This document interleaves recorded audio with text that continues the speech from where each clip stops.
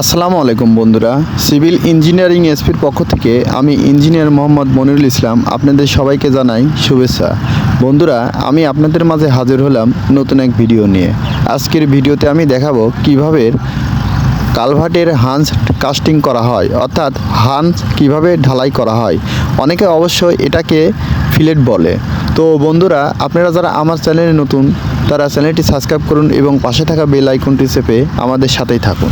বন্ধুরা, আপনারা ভিডিওতে লক্ষ্য করে দেখবেন এখানে পুরাতন কালভার্টের সঙ্গে নতুন কালভার্ট সংযোগ করা হচ্ছে। তো বন্ধুরা, প্রথমে আমাদের এই হান্স ঢালাই করার জন্য আমাদের হান্সের রডগুলো বাইন্ডিং করতে হবে। বাইন্ডিং করার পরে আমাদের শাটারিং করতে হবে। এই ক্ষেত্রে আমাদের লক্ষ্য রাখতে হবে যেন কাস্টিংয়ের সময় কোনোভাবেই এই হান্সের শাটার যেন নড়ে চড়ে সরে বা উলটপালট না হয়ে যায়।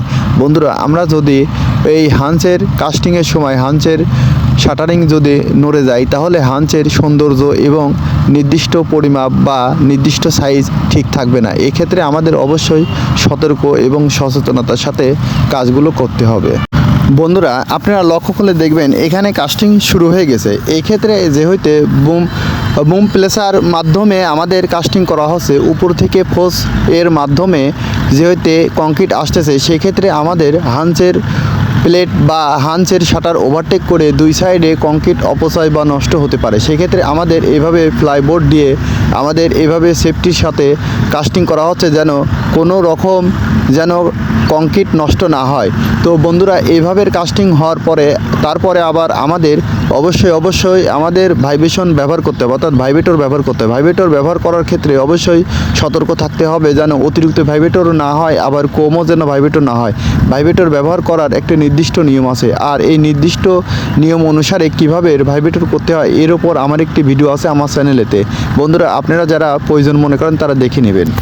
যেহেতু আমাদের ওয়াল কাস্টিং করার পূর্বে সর্বপ্রথমে আমাদের হান্স ঢালাই করতে হয়, আর হান্স ঢালাই করার একটি শর্ত হলো, আর সেটা হলো আমাদের অবশ্যই ওয়ালের সৌন্দর্য এবং আমাদের অজার্সিত যেন ময়লা ওয়ালের গায়ে লেগে না থাকে, এই জন্য হান্স ঢালাই করা হয়। এবং এই হান্স ঢালাই করার ক্ষেত্রে আর একটি কারণ হলো সেটা অবশ্যই ওয়াল যেন নির্দিষ্টভাবে সঠিকভাবে এবং সঠিক স্থানে প্লেসমেন্ট করা থাকে এবং প্লেসমেন্ট করা হয়। এই জন্য আমাদের হান্স অত্যন্ত সতর্কতার সাথে নির্দিষ্টভাবে নির্মাণ করতে হবে, কাস্টিং করতে হবে। যেহেতু আমাদের পুরাতন কালভার্টের সঙ্গে নতুন কালভার্ট সংযোগ দিতে হবে, অর্থাৎ আমরা নতুনই কালভার্ট জাস্ট দুই সাইডে অর্থাৎ রাস্তার দুই সাইডে কালভার্ট করা হয়েছে এবং মাঝখানে করা বাকি আছে। তো সেক্ষেত্রে আমাদের অবশ্যই এই প্রত্যেকটি রড যেন অত্যন্ত সতর্কতার সাথে এবং ভালোভাবে জয়েন্ট করা হয় বা ল্যাপিং দিতে হয়। আর এই ল্যাপিংয়ের ক্ষেত্রে অবশ্যই ওয়েল্ডিং সঠিকভাবে সুন্দরভাবে নির্দিষ্ট নিয়ম অনুসারে করতে হবে।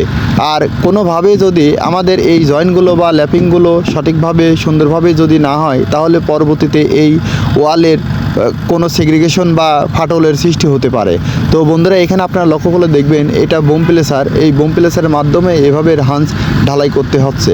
আর এই ক্ষেত্রে ঢালাই করার সময় অবশ্যই আমাদের নির্দিষ্টভাবে নিয়ম মানে করতে হবে। তো বন্ধুরা, আপনারা যারা আমার চ্যানেল নতুন তারা চ্যানেলটি সাবস্ক্রাইব করুন এবং পাশে থাকা বেল আইকনটি চেপে আমাদের সাথে থাকুন এবং অন্যদের ভিডিওটি দেখার সুবিধার জন্য বেশি লাইক, কমেন্ট এবং শেয়ার করুন। বন্ধুরা, ভালো থাকবেন, সুস্থ থাকবেন, নিরাপদে থাকবেন। পরবর্তীতে দেখা হবে নতুন কোনো ভিডিও নিয়ে। আসসালামু আলাইকুম।